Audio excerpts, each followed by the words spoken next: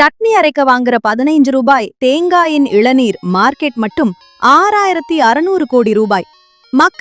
மக்கள் ஏன் இளநீருக்கு இவ்வளவு பணம் செலவழிக்கிறாங்க தெரியுமா?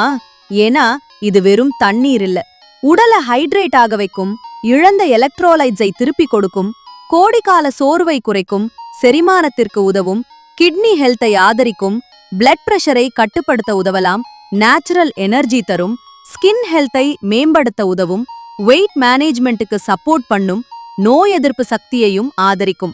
அது மட்டுமா, இளநீர் நாம் சாப்பிடுற ஸ்மூத்தில, ஃப்ரூட் சாலட்ல, மாக்டெயில்ல, ஐஸ்கிரீம்ல, ஜெல்லில, payasam, cake, milk shake, kulfi, rice வர ரல்லாமே இளநீர் சேர்ந்த உணவுகள் தான்.